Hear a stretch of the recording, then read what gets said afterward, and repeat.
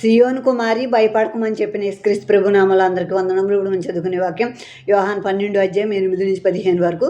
బేదలు ఎల్లప్పుడూ మీతో కూడా ఉందురు కానీ నేను ఎల్లప్పుడూ మీతో ఉండనని చెప్పాను. కాబట్టి యూదుల్లో సామాన్య జనులు ఆయన అక్కడ ఉన్నాడని తెలుసుకుని యేసుని చూచుటకు మాత్రమే గాక మృతుల్లో నుండి ఆయన లేపిన లాజరును కూడా చూడవచ్చిరి.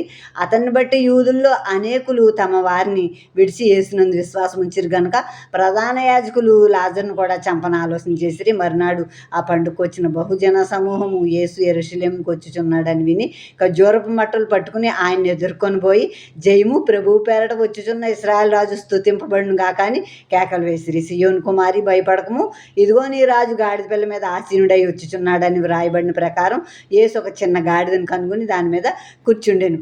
ఇప్పుడు ఈ ఇస్కరియోతు యోధా పేదలకు పెట్టొచ్చు కదా, ఈ అత్తరమ్మ అన్నాడు కదా, ఆ మాట మీద యేసుక్రీస్తు ప్రభు అంటున్నారు, ఈ పేదలు ఎల్లప్పుడూ మీతోనే ఉంటారు. ఎప్పుడు పేదవారు లేని ప్రాంతం ఎక్కడా ఉండదు. ఎక్కడ చూసినా ఈ పేదవాళ్ళు అడుక్కునే వాళ్ళు ఉంటానే ఉంటారు. కనుక వాళ్ళకి ఎప్పుడైనా మీరు సహాయం చేయొచ్చు, ఎప్పుడైనా ధర్మం చేయొచ్చు, నేను ఎప్పుడు మీతో కూడా ఉండను అని చెప్పారు యేసుక్రీస్తు ప్రభు.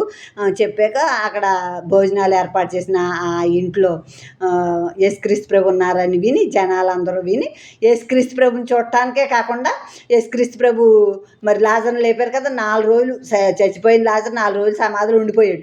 ఆ సమాధిలో ఉండిన వాడిని, చచ్చిపోయి 4 రోజులు అయిన వాడిని లేపారు యేసుక్రీస్తు ప్రభు. ఆ లాజరును కూడా చూడటానికి వచ్చారు అక్కడికి బేతనియాకి. వచ్చినప్పుడు యూదుల్లో అనేకులు అది చూసినప్పుడు, ఆ లాజరు బ్రతికున్న ఆ లాజరును చూసినప్పుడు తమ వారిని విడిచిపెట్టేసి యేసుక్రీస్తు ప్రభుని వెంబడించడం మొదలుపెట్టారు. మరి ఎంత అద్భుతం! చనిపోయిన 4 రోజులు అయిన వాడిని లేపటం మహా అద్భుతం కదా. కనుక వారు అప్పుడు యూదులు చాలామంది యేసుక్రీస్తు ప్రభునందు విశ్వాసం ఉంచారు. ఇప్పుడు అందరూ ఈయన యందు విశ్వాసం ఉంచడం చూసి ఈ యొక్క పరిచయులు, ప్రధాన యాజకులు ఇలాంటి వాళ్ళు లాజరును కూడా చంపేద్దాం అనుకుని ఆలోచన చేశారు. మర్నాడు వారు ఆ భోజనాలు విందు గొడవ అయ్యాక మర్నాడు యెరూషలేముకు బయలుదేరి వస్తున్నారు. యేసుక్రీస్తు ప్రభు వస్తున్నారని విని ఆ జనాలందరూ కూడా ఖర్జూరపు మట్టలు పట్టుకుని ఆయన్ని ఎదుర్కొన్నారు. ఆయనకి ఎదురొచ్చినప్పుడు యేసుక్రీస్తు ప్రభుని ఘనపరుస్తున్నారు. జయం ప్రభువు పేరట వచ్చుచున్న ఇశ్రాయేలు రాజు స్తుతింపబడును గాక. జయం యేసుక్రీస్తు ప్రభునందున్న మనకే ప్రతి విషయంలో జయమే. మనం తగినంత ప్రార్థన చేయాలి. ఎందుకు కార్యాలు జరగట్లేదు అనుకుంటారు కొందరు.